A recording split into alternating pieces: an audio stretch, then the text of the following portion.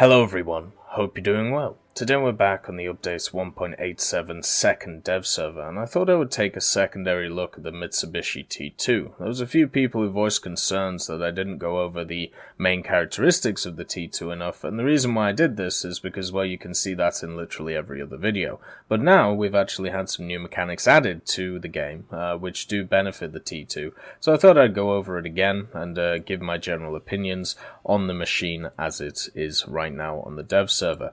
The armor values on the T2 are pretty much non-existent, with only a 38mm bulletproof glass, which is in front of one of the pilots. You have a pilot in the front and a pilot in the back. This, I believe, is where the cockpit actually is when you enter the vehicle, so that is something to note. When we actually look at the X-ray of the machine, you can see that it is a two-engine machine with the Ishikawa Harima TF40 801A jet engines. Then it has fuel tanks galore all the way down the system, just like all of these jets do. And then, of course, the 20mm JM61A1 cannon with 750 rounds of ammunition.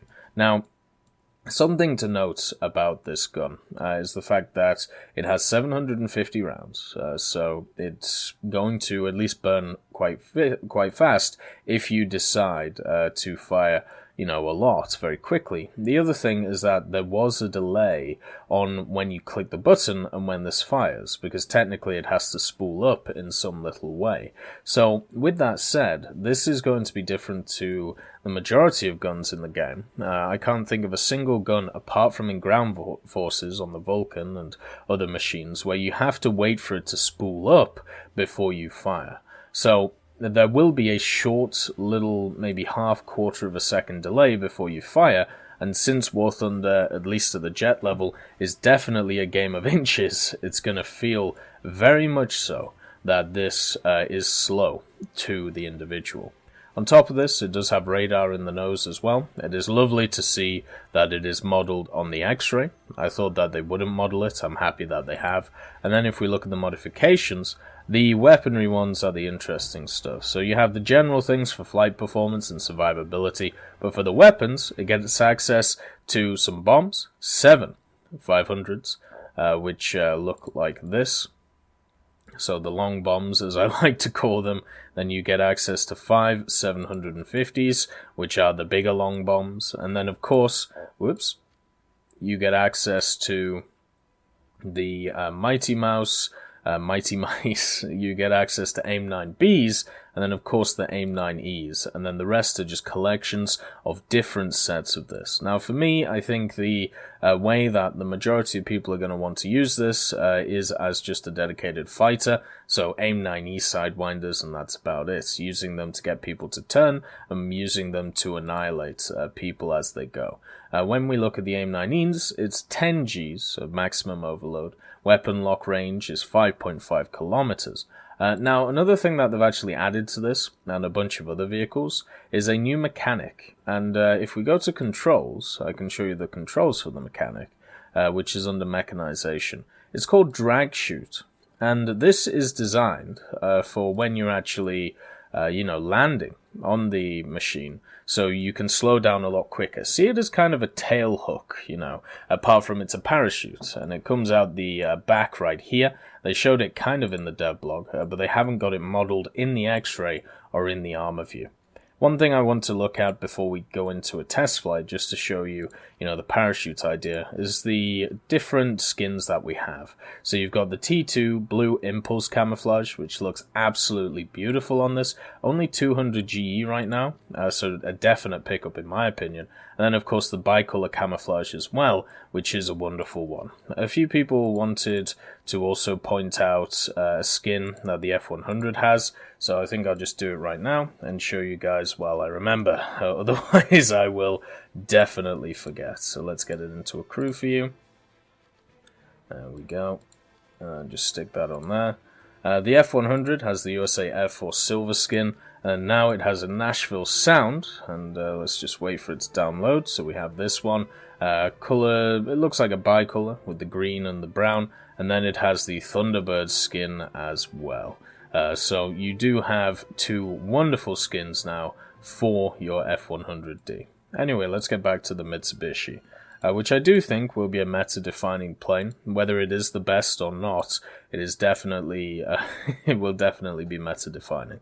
So we have the default belts, the armored target belts, and the air targets. The only real difference is that the armored targets have more have more AP, and the air targets have more HE. So let's get this thing cracking. Let's get it in the air, and I'll show you the parachute when we turn around. But the main thing to understand with this machine, I can't remember what I set my radar to. There we go. So it's that button. We increase it, we can. There we go. Lock on is that. We could probably test the missiles as well while we're here, just to kind of show you what it's about. A lot of people have voiced concerns about this aircraft, seeing it as quite a jump in technology, and I would agree. The only question is there any way we could have actually done this which wouldn't have been a significant jump? And that's the kind of issue I'm thinking of, right? Because if you look at the way that jets are, the way that it comes to Japan, this is technically the Japanese first supersonic jet. Right. There is nothing.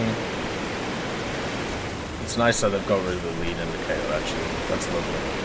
But there is nothing between this and the, I believe it's called the F1 or the T1, which is a subsonic aircraft. So if you're going to give Japan something, you're going to have to give it this.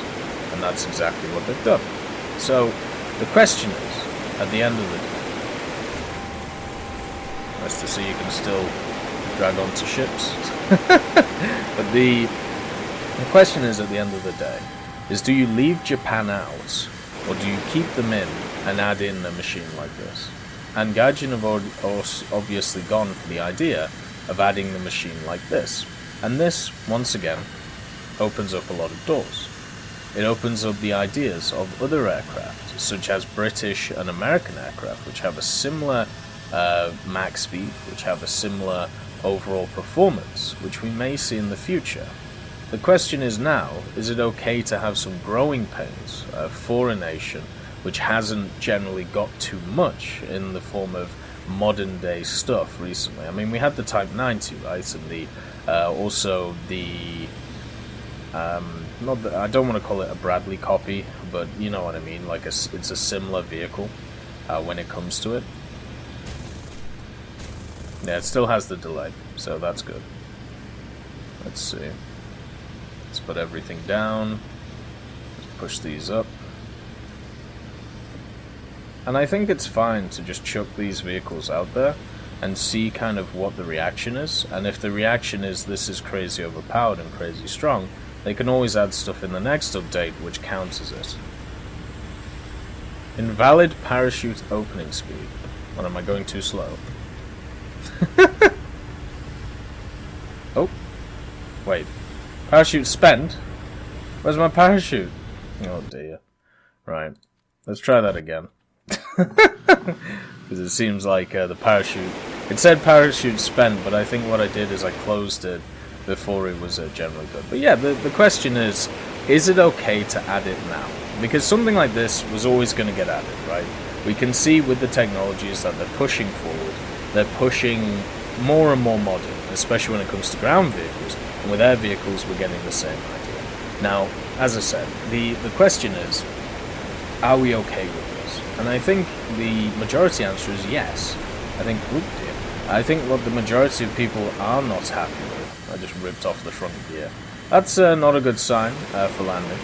But the majority of people are fine with it. I think what people are worried about is the counters that are going to be available for this machine.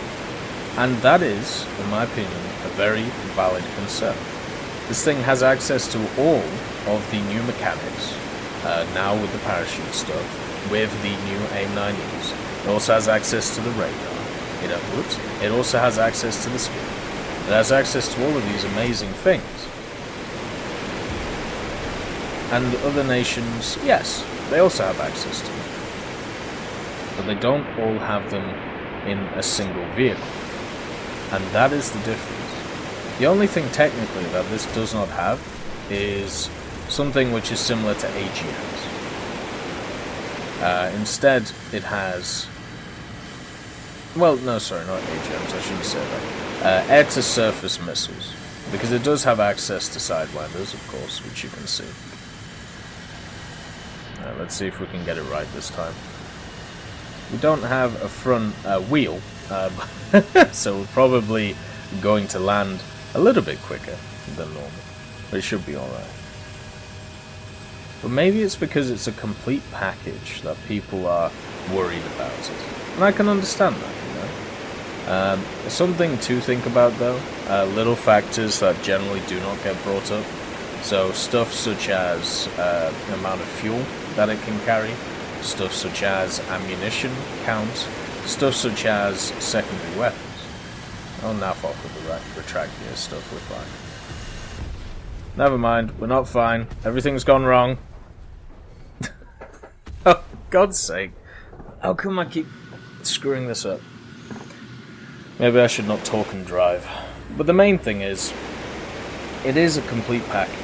It's also coming after the Key 200, so if you're looking to take this thing, obviously make sure to grind out the Key 200. But what we normally see with these vehicles that get a lot of hype behind them, like a crazy amount of hype, normally what you see is they're generally not as good as people believe. Like, I have talked to people who literally think this thing is going to take over the game, and there's going to be nothing of it. Well, if that's the case, let's say if we have a scenario which is similar to the CL-13, right?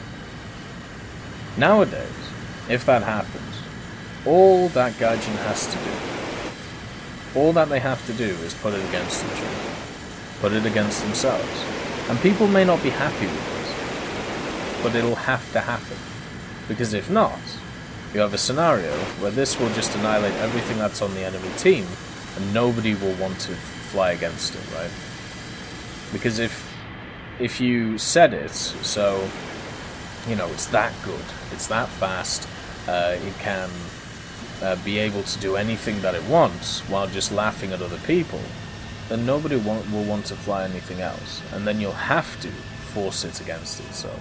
So that is how they will balance it. Now, whether you agree with that or not is, you know, a secondary factor. That will be the only way to do it. And we have seen this before in the past with specific machines. It has been done in that way. IS-7 is a great example, right? When that first came out. Not really a terribly broken machine, but it it has a very simple, easy playstyle. The only thing I am personally worried about this machine, right, is the fact, let's see, valid, oh, there we go. It just pops out. Oh my. It actually has quite a nice little, definitely slows it down a lot. Oh, the model looks lovely as well. Oh, that's a bit of an issue. Oh, and it falls off. Oh, that is lovely. It does disappear though, but I can understand, you know, I can understand why it does that. That's nice though, I like it. That is also going to be there on a lot of top tier planes, so that may solve some of the issues we have with these smaller airfields. It doesn't solve the taking off issue, but it does solve the actual issue with landing. So I like that, that's nice. But anyway, what was I saying? Yeah, the only issue I'm worried about, as somebody who plays a lot of ARB, not generally at the level that you see this jet, but I have played a lot of 8.0 and a lot of 9.0. I just don't particularly enjoy it, but I still understand how it works. The setup for me is 90% of aerialistic. How I set up a kill is incredibly important, because it dictates the next 5 to 10 minutes of my thought process while I'm either trying to move on to the next kill, or when I'm either trying to do something else. So the setup is everything.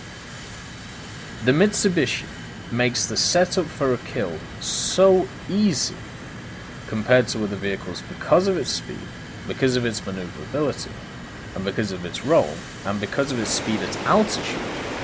That is the only thing I'm truly worried about. The fact that this thing is going to be incredibly good, and at the setup part, and I don't think other vehicles are going to be able to, are going to be able to match it in that regard. So with that said, if that is the case, then how, as an individual vehicle, do you deal with that? How do you deal with the fact that you are always going to be in a defensive position against a machine like this? Well, we have plenty of aircraft that already have to do this. A lot of American aircraft have to do this. A lot of British aircraft, the latest Spitfires, have to do this. So, it will be a learning to face this thing. It will be a defensive idea. It won't be fun, I'll definitely put it that way, but it will have to be done. Otherwise, this thing will just take over the game. Which it might do. We'll have to see. It all is about the setup. And if people realize that, then we're going to have some really fun jet gameplay at the top end. And as I said, it opens up a lot of avenues for us in the future, for other nations. And that to me is another thing that will be really fun to see in the coming time. Anyway, I hope you all have a wonderful day, and I'll see you next time.